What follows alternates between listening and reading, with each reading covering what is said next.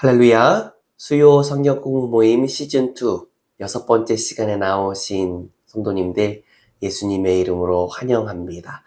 오늘 우리가 함께 배울 책은 잠언입니다. 짧은 시간이지만 잠언에 대해서 우리가 잠깐 같이 나누면서 잠언 읽기에 더 도움이 되는 유익한 시간이 되어졌으면 좋겠습니다. 우리가 잘 알다시피 잠언은 31장으로 구성되어져 있죠. 그래서 매일마다 한 장씩 잠언을 읽으면 한 장 정도씩 잠언을 읽으면 한 달에 잠언을 한 번 정도 읽게 됩니다. 성경을 전체 통독하면서 잠언을 하루에 한 장씩 부담 없이 읽으실 수 있을 것 같습니다. 잠언은 세상에서 올바른 삶을 위한 구체적인 실천을 위해 큰 도움이 되는데요. 잠언의 특징 중에 하나가 무엇이냐면 내용이 어렵지 않다는 것입니다. 내용이 어렵지 않아서 쉽게 읽을 수 있다라고 하는 특징이 있습니다. 잠언 1장 1절부터 6절까지를 우리가 이렇게 보면 잠언의 목적이 무엇인지를 우리가 이 부분을 읽으면서 잘 파악을 할 수 있는데요. 우리가 함께 한번 읽어볼까요? 잠언 1장 1절부터 6절까지입니다. 함께 읽겠습니다. 다윗의 아들 이스라엘 왕 솔로몬의 잠언이라. 이는 지혜와 훈계를 알게 하며 명철의 말씀을 깨닫게 하며 지혜롭게 공의롭게 정의롭게 정직하게 행할 일에 대하여 훈계를 받게 하며 어리석은 자를 슬기롭게 하며 젊은 자에게 지식과 근신함을 주기 위한 것이니 지혜 있는 자는 듣고 학식이 더할 것이요 명철한 자는 지략을 얻을 것이라. 잠언과 비유와 지혜 있는 자의 말과 그 오묘한 말을 깨달으리라. 아멘. 우리가 1장 1절부터 6절까지 잠언의 목적에 대해서 잘 파악할 수 있고요. 그리고 1장 7절부터 9장까지 보면 교훈적 내용이 담겨져 있습니다. 우리가 여기에서 두 가지 원칙에 있어서 집중하게 되는데요. 그 첫 번째는 하나님을 경외하는 것입니다. 교훈적 내용에 있어서 두 가지 우리가 원칙에 집중하게 되는데, 다시 한번 말씀드리면 그 첫 번째가 바로 하나님을 경외하는 것이다. 아까 1장 1절부터 6절까지 잠언의 목적을 잘 파악할 수 있다. 1장 1절부터 6절까지 읽으면 잠언의 목적을 잘 파악할 수 있다 말씀을 드렸는데, 바로 이어지는 7절을 보면 두 가지 원칙 가운데 하나님을 경외하는 것에 대해서 바로 이어져서 나옵니다. 제가 한번 읽어드릴게요. 여호와를 경외하는 것이 지식의 근본이거늘 미련한 자는 지혜와 훈계를 멸시하느니라. 그래서 두 가지 원칙 가운데 첫 번째 원칙이 바로 하나님을 경외하는 것이고, 하나님을 경외하는 자의 모습을 보면 하나님의 말씀을 가까이 하고 악을 멀리한다는 것을 또한 우리가 잠언을 읽으며 살펴보게 됩니다. 두 번째 원칙은 바로 부모님을 공경하는 것인데요. 부모님은 하나님께서 우리에게 허락하신 인간관계 중에 가장 첫 번째 만남이지 않습니까? 우리가 10계명을 보면 1계명부터 4계명까지가 하나님과의 관계에 대한 것이고, 5계명부터 10계명까지가 사람과의 관계에 대한 것입니다. 그러나 이 두 가지를 분리해서 생각할 수는 없는 것이죠. 하나님과의 바른 관계에 있는 사람은 사람과의 바른 관계에 거하게 됩니다.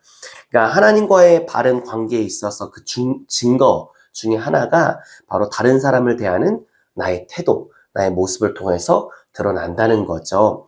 사람과의 관계 또한 하나님과의 관계에 속한 것이라는 것을 우리가 잊지 않았으면 좋겠습니다. 하나님을 향한 사랑과 하나님을 향한 신뢰와 하나님을 향한 감사의 그 고백을 가지고 다른 사람들을 대할 때도 그 하나님을 향한 마음이 드러났으면 좋겠습니다. 예수님께서 이런 말씀을 하셨잖아요.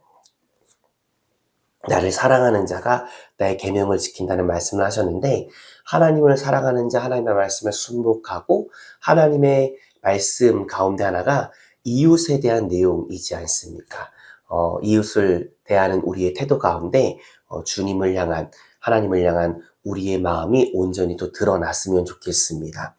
10장부터 24장에서는 생활 속의 지혜에 대한 내용이 담겨져 있습니다. 지혜의 유익이 강조되어지는데요. 지혜로운 자의 모습을 보면 나 자신에 대한 인식과 다른 이에 대한 태도가 올바른 자. 다시 한번 말씀드릴게요. 지혜로운 자의 모습을 보면 나 자신에 대한 올바른 인식이 있는 사람이죠. 그리고 다른 이에 대한 올바른 태도가 있는 자, 지혜 있는 자의 특징입니다. 그런데 나 자신에 대한 인식의 바름은 하나님을 향한 올바른 인식을 갖는 자에게서 나타난다는 거죠. 그래서 하나님을 향한 올바른 인식이 있는 자가 나 자신에 대해서 올바로 인식할 수 있다는 사실에 대해서도 우리가 잊지 않았으면 좋겠습니다. 지혜로운 자는 나 자신의 한계를 인정하고요. 지혜로운 자는 인간관계에 있어서 화평을 가져옵니다. 지혜로운 자가 있는 그곳에 화평함 또한 있게 되죠. 그러나 어리석은 자가 있는 그곳에는 인간관계에 분란이 일어난다는 사실에 대해서도 우리가 깊이 한번 생각해 봤으면 좋겠습니다. 아까 10장부터 24장까지 생활 속에서의 지혜에 대한 내용들이 담겨져 있다고 말씀드렸는데요. 그 내용들에 대해서 잠깐 살펴보면 들음에 대해서, 말에 대해서, 물질에 대해서, 정직에 대해서, 분노에 대한 다스림에 대해서, 진실한 삶에 대해서, 교만함과 겸손에 대해서, 부지런함과 게으름에 대해서, 구제함에 대해서 등등 다양한 내용들이 다루어져 있다는 사실에 대해서도 우리가 생각하면서 또한 이 부분에 대해서 한번 읽어가 봤으면 좋겠습니다. 25장부터 29장까지는 두 부분으로 나누어져 있는데요. 왕의 주권에 대한 내용과 더불어서 공공의 행동과 개인적 행동을 다루고 있고요. 30장 또한 두 부분으로 나누어져 있거든요. 야게의 아들 아굴의 잠언과 숫자 잠언들입니다. 이 부분에서 우리에게 잘 알려진 아굴의 기도를 우리가 보게 되는데요. 아굴의 기도가 기도에 대해서 한번 볼까요? 잠언 30장 8절입니다.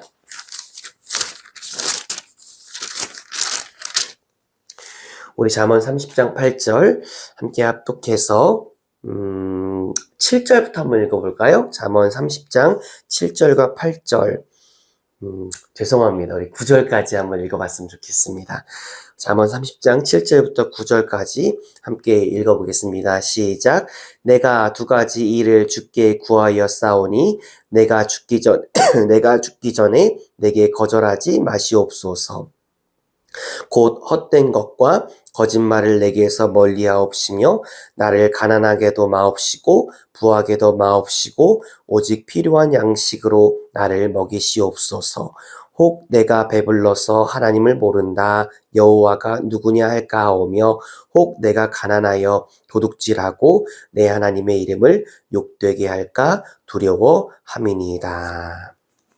우리가 이 아굴의 기도에 대해서 잘 알고 있는데 이 아굴의 기도가 바로 30장에 나옵니다. 숫자 잠언에서 우리는 하나님의 크심과 측량할 수 없는 속성에 대해서 읽게 됩니다. 31장에서 또한 두 가지를 중심으로 살펴보게 되는데요. 첫 번째가 르무엘 왕의 잠언과 이어서 덕망 있는 여인의 노래입니다. 아들에 대한 어머니의 훈계를 우리가 보게 되고요. 현숙한 여인에 대해서 우리가 31장에서 살펴보게 됩니다. 이렇게 우리가 잠언에 대해서 나눔을 가졌습니다. 잠언은 짧게 읽어도 이해가 쉽게 되는 책입니다. 창세기부터 요한계시록까지 성경 통독 읽기를 진행하면서 하루에 한 장씩 혹은 한 절씩이라도 잠언을 읽고 묵상하시면 어떠실지를 제안하면서 오늘 성경 공부 모임을 마칩니다.